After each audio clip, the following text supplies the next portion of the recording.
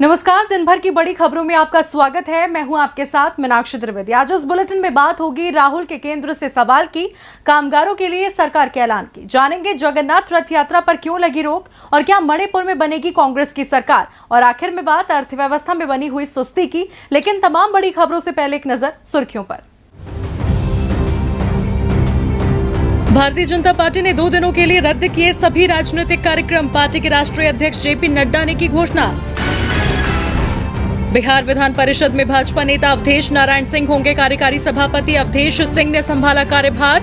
बिहार विधान परिषद के सभापति का पद लंबे समय से पड़ा था रिक्त। केंद्र सरकार ने गरीब कल्याण रोजगार अभियान का किया ऐलान, सरकार के 12 मंत्रालय प्रवासियों के लिए 6 राज्यों में चलाएंगे 125 दिनों का मिशन रोजगार। अभियान के तहत कराए जाएंगे 50,000 करोड़ रुपए के सार्वजनिक कार्य। पश्चिम बंगाल विधानसभा चुनाव की तैयारियों में आई तेजी, सोशल मीडिया के जरिए तृणमूल कांग्रेस और भाजपा करेगी वर्चुअल रैली, केंद्रीय गृह मंत्री अमित शाह भी करेंगे वर्चुअल रैली। हफ्ते के चौथे कारोबारी दिन बढ़त के साथ बंद हुआ शेयर बाजार, सेंसेक्स 700 अंक और निफ्टी 210 पॉइंट ऊपर हुआ बंद। सुर्खियों के बाद बात करेंगे आज की सबसे बड़ी खबर की। लद्दाख सीमा पर जो हुआ उसे लेकर पूरा देश गुस्से में है। लोग सवाल पूछ रहे हैं, चूक कहां हो गई। दिल्ली में भी इस पर जमकर सियासत चल रही है, विपक्ष सरकार पर जमकर बरस रहा है। आज कांग्रेस के पूर्व अध्यक्ष राहुल गांधी ने मोदी सरकार पर एक बार फिर तल्ख तेवर अख्तियार करते हुए ट्विटर पर एक वीडियो पोस्ट किया, जिसमें राहुल ने पीएम मोदी से तीखे सवाल किए हैं। जवाब बीजेपी की ओर से भी आया है, देखिए रिपोर्ट। प्रधानमंत्री नरेंद्र मोदी ने बुधवार को कई राज्यों के मुख्यमंत्रियों के साथ हुई बैठक में लद्दाख में पड़ोसी देश की हिमाकत का मुद्दा उठाते हुए सख्त लहजे में सबक सिखाने का दम भरा। पीएम मोदी ने कहा कि भारत शांति चाहता है, लेकिन यदि जरूरत पड़ी तो हम जवाब देने में भी पीछे नहीं हटेंगे, हम इसे भूलेंगे नहीं। दूसरी ओर विपक्ष अब भी सरकार से ऐसे कई सवाल पूछ रहा है जिसके जवाब देश जानना चाहता है। कांग्रेस के पूर्व अध्यक्ष और केरल के वायनाड से सांसद राहुल गांधी ने पूरे मामले को लेकर आज एक बार फिर सीधे सरकार से सवाल किया है। राहुल ने एक 18 सेकंड का वीडियो पोस्ट किया, जिसमें उन्होंने कहा, हमारे निहत्थे जवानों के साथ जो हुआ वो बहुत बड़ी हानि है। हमारे जवान निहत्थे क्यों थे, उन्हें इस तरह किसने भेजा और क्यों भेजा, कौन जिम्मेदार है। राहुल के इस सवाल से तिलमिलाई बीजेपी ने उन्हें आड़े हाथों लेते हुए कहा कि राहुल गांधी इस मौके पर जिम्मेदारी नहीं दिखा रहे हैं। राहुल को देश को गुमराह करने की राजनीति से बाज आना चाहिए। दूसरी ओर विदेश मंत्री एस जयशंकर ने राहुल के सवाल का जवाब देते हुए कहा कि पूर्व में कांग्रेस सरकार के दौरान हुए समझौते के कारण पेट्रोलिंग के दौरान जवान निहत्थे ही निकलते थे। हम समझौते का पालन कर रहे थे, जो हुआ उसे दुनिया ने देखा है। इस खबर पर ज्यादा जानकारी के लिए रुख करते हैं राजीव जी का। राजीव जी, आपका स्वागत है। धन्यवाद मीनाक्षी। राजीव जी, देश के जवान विषम परिस्थितियों में भी देश की हिफाजत करने में जुटे हैं, लेकिन आज भी जवानों के पास जरूरी संसाधनों की कमी है। अगर उन चीजों को पहले ही जवानों को मुहैया करवा दिया जाता तो क्या पड़ोसी देश ऐसी हिमाकत करता? इसे आप कैसे देखते हैं? देखिए मीनाक्षी, बात जरूरी सुरक्षा सामानों के मुहैया कराने की नहीं है। जब जवान अपनी ड्यूटी पर होते हैं तो उनके पास अपनी सुरक्षा के साधन संसाधन होते ही हैं, लेकिन सोमवार की रात जो घटना घटी है उसमें हमारी कूटनीतिक चूक सबसे बड़ी वजह मानी जाएगी। एक तरफ आप मेजर जनरल लेवल की मीटिंग करते हैं और दूसरी तरफ इतनी बड़ी घटना घट जाती है। लेकिन इसी मसले पर विदेश मंत्री एस जयशंकर का बयान जो आया है वो बहुत ही हास्यास्पद है।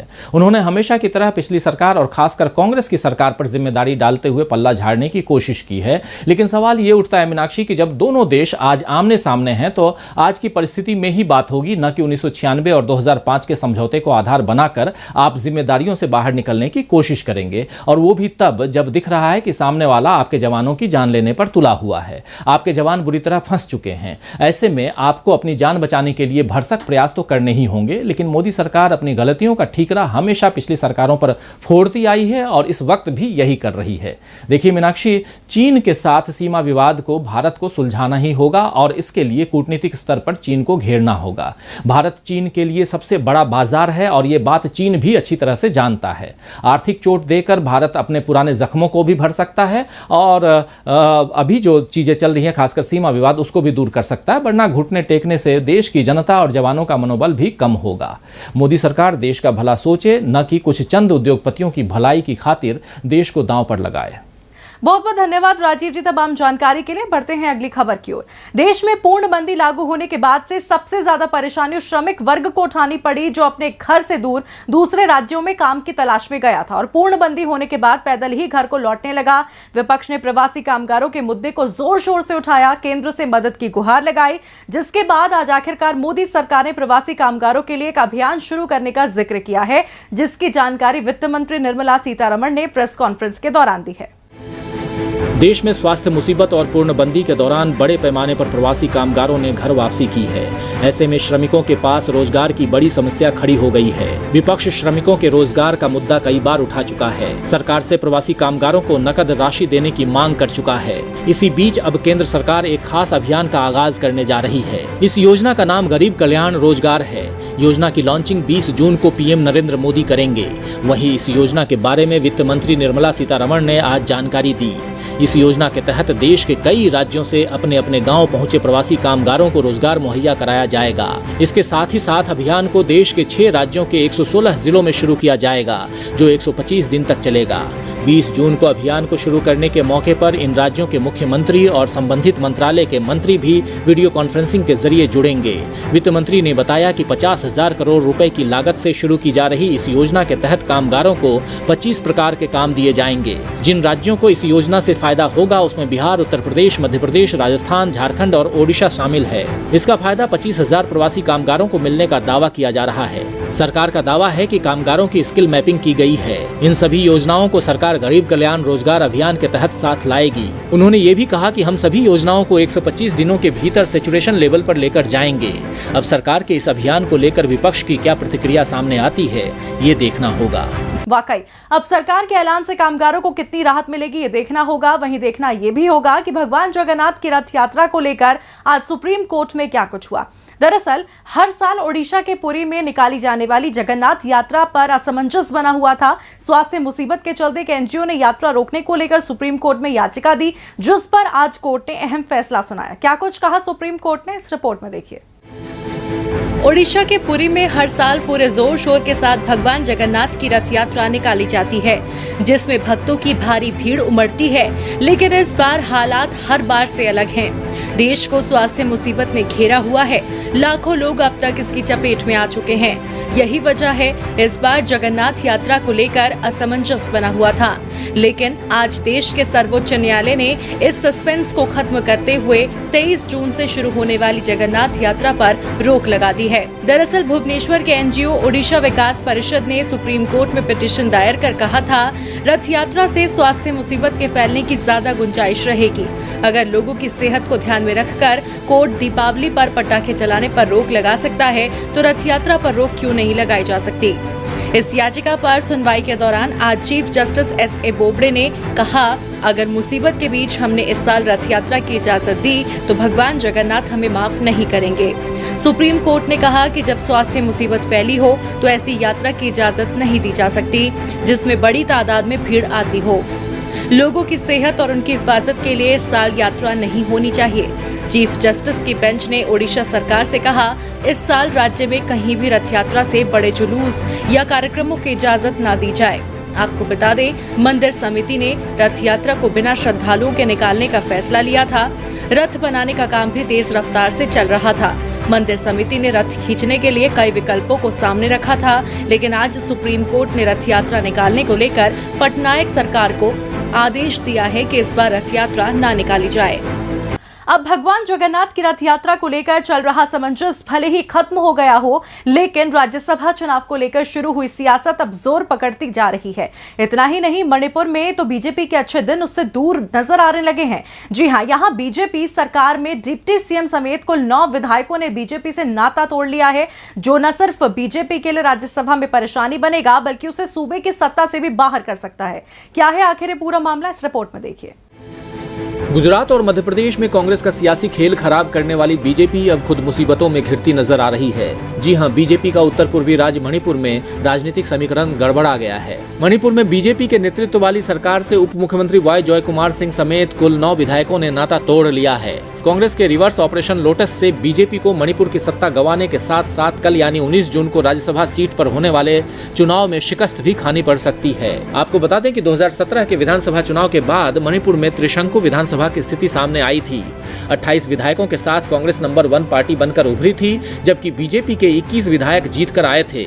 लेकिन बीजेपी ने सभी गैर कांग्रेसी विधायकों, नागा पीपुल्स फ्रंट के 4, एनपीपी के 4, टीएमसी के 1, एलजेपी के 1 और 1 निर्दलीय विधायक के साथ मिलकर सरकार बनाई थी। बीजेपी ने सत्ता की कमान एन वीरेंद्र कुमार को सौंपी थी। एनपीपी के चारों विधायकों को मंत्री बनाया था, जिनमें वाई जॉय कुमार सिंह को डिप्टी सीएम और वित्त मंत्री की जिम्मेदारी सौंपी थी। लेकिन अब डिप्टी सीएम ने सरकार से त्यागपत्र दे दिया है। एनपीपी को साधने के साथ साथ बीजेपी में भी सेंधमारी करने में कांग्रेस सफल रही है। इसमें सरकार के साथ साथ एक राज्यसभा सीट के चुनाव में बीजेपी का गणित गड़बड़ाता नजर आ रहा है। आपको बता दें कि बीजेपी के 3 विधायक कांग्रेस में शामिल हो गए हैं। इसके अलावा बीजेपी की सहयोगी दल एनपीपी, टीएमसी और निर्दलीय विधायकों ने अपना समर्थन वापस ले लिया है। इसके बाद कांग्रेस का कहना है कि बीजेपी सरकार अल्पमत में आ गई है। वहीं कांग्रेस सरकार बनाने की जोड़ तोड़ में जुट गई है। इस तरह से मणिपुर की सत्ता का संग्राम काफी दिलचस्प हो गया है। तो देखना होगा कि आगे मणिपुर की सियासत में क्या कुछ नया देखने को मिलता है। एक तरफ बीजेपी नेताओं की नाराजगी से मणिपुर की सियासत में नया बखेड़ा खड़ा हो गया है, तो वहीं बिहार में भी विधानसभा चुनाव को लेकर सियासी शोर खूब सुनाई दे रहा है। सूबे में पोस्टरबाजी के जरिए हर दल एक दूसरे को घेरने में कोई कोर कसर नहीं छोड़ रहा। इसी कड़ी में अब एक बार फिर सत्ता पक्ष की तरफ से विपक्षी दल आरजेडी को पोस्टर के जरिए आड़े हाथों लिया है। बिहार में अब चुनावी बिगुल बजने में कुछ ही महीने बाकी हैं, लिहाजा सूबे में सियासी सरगर्मियां बढ़नी लाजमी है। सत्ताधारी बीजेपी और जेडीयू जहां खुद के शासनकाल का ढिंढोरा पीटकर सत्ता में वापसी का ख्वाब देखने में मगन है, तो वहीं विपक्ष भी रणनीति बनाने में जुटा है। इसी बीच राज्य में पोस्टरबाजी का दौर भी अब तेज हो चला है। इस बार के चुनाव में पोस्टर वॉर के जरिए सत्ता पक्ष और विपक्ष आमने सामने है, जिसके चलते आज एक बार फिर से आरजेडी के खिलाफ पोस्टरबाजी की गई। पटना के कई जगहों पर तेजस्वी यादव के खिलाफ नया पोस्टर लगाया गया, जिसमें लिखा गया है, अनियमितता के महामंडलेश्वर का प्रवास कहां पर है। इस पोस्टर में आरजेडी प्रमुख को भी घेरा गया और लिखा है, गड़बड़ी करने वाले राजा 27 साल 6 महीने के न्यायिक प्रवास पर और अनियमितता वाले राजकुमार 56 दिनों तक थे। एक कैप्शन ये भी दिया गया है कि जानता है सारा बिहार, संपत्ति अर्जन में मस्त है पूरा परिवार। जाहिर है पोस्टर में तेजस्वी यादव के साथ साथ उनके पिता पर भी चुटकी ली गई है। आपको बता दें, पटना की सड़कों पर पिछले कुछ दिनों से पोस्टर के जरिए लगातार सत्ता पक्ष और विपक्ष के बीच पोस्टरबाजी जारी है। इससे पहले आरजेडी प्रमुख के जन्मदिन के मौके पर एक पोस्टर लगा था, जिसमें उनके 73वें जन्मदिन पर उनकी 73 संपत्तियों का ब्यौरा दिया गया था। उसके जवाब में तेजस्वी यादव ने भी पोस्टर के जरिए नीतीश कुमार को खरी खोटी सुनाई थी। लेकिन ये तो महज शुरुआत है, क्योंकि चुनाव से पहले अभी ऐसे और भी कई पोस्टर आएंगे जिसमें सत्ताधारी और विपक्ष खुद को दूसरे से बेहतर बताएंगे। लेकिन जनता किस पर भरोसा करेगी, ये तो चुनावी नतीजे ही बताएंगे। और बुलेटिन के आखिर में बात अर्थव्यवस्था में बनी हुई सुस्ती की। देश में स्वास्थ्य मुसीबत ने अपना विकराल रूप दिखाना शुरू कर दिया है। रोजाना 10,000 से ज्यादा मामले सामने आ रहे हैं, जिससे जनजीवन अस्त व्यस्त होता दिख रहा है। वहीं अर्थव्यवस्था का हाल भी बेहाल होता जा रहा है। इसी बीच अब खबर है कि अर्थव्यवस्था में जल्द सुधार के आसार बेहद कम हैं, क्योंकि उपभोक्ता खर्च में बड़ी गिरावट दर्ज की गई है। रिपोर्ट देखिए। देश में लागू की गई पूर्णबंदी से स्वास्थ्य मुसीबत पर ब्रेक भले ही न लगा हो, लेकिन इसने पहले से सुस्त पड़ी अर्थव्यवस्था पर जरूर बुरा प्रभाव डाला है। अब भले ही अनलॉक मोड का आगाज हो गया हो, सरकार ने राहत पैकेज का ऐलान कर दिया हो, लेकिन हालात अब भी सुधरते नजर नहीं आ रहे हैं, क्योंकि मौजूदा स्वास्थ्य मुसीबत के कारण उपभोक्ता खर्च में बड़ी गिरावट आई है। ऐसे में अर्थव्यवस्था में जल्द उछाल की उम्मीद नहीं दिख रही है। दरअसल पूर्णबंदी खुलने के बाद भी दुकानों से ग्राहक गायब हैं।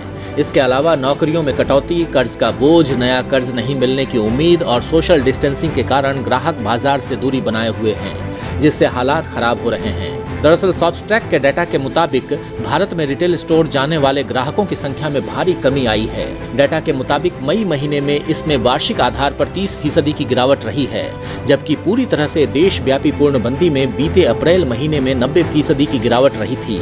वहीं भारतीय रिजर्व बैंक के डाटा के मुताबिक मार्च महीने में ही क्रेडिट कार्ड ट्रांजैक्शन में बड़ी गिरावट रही थी। आरबीआई के डाटा के मुताबिक मार्च महीने में उपभोक्ताओं ने खरीदारी पर क्रेडिट कार्ड से 50,700 करोड़ रुपए खर्च किए थे, जबकि इससे पहले के महीने में यानी फरवरी में 62,500 करोड़ रुपए की खरीदारी की गई थी। इसके साथ ही स्वास्थ्य समस्या के कारण उपभोक्ता कॉन्फिडेंस इंडेक्स में मई महीने में बड़ी गिरावट दर्ज की गई और ये ऐतिहासिक स्तर तक गिर गया है। आरबीआई के मुताबिक मई में उपभोक्ता कॉन्फिडेंस इंडेक्स गिरकर 63.70 अंक तक आ गया। अब मौजूदा हालात को देखते हुए भारतीय उपभोक्ता भविष्य की खरीदारी को लेकर आशंकित दिख रहे हैं। आरबीआई के ताजा उपभोक्ता सेंटीमेंट सर्वे के मुताबिक उपभोक्ता अगले 1 साल की अवधि में खर्च को लेकर काफी निराश हैं। इन सभी कारणों के चलते अर्थव्यवस्था में जल्द सुधार की संभावना बेहद कम है। फिलहाल दिन भर की बड़ी खबरों में इतना ही। आप देखते रहिए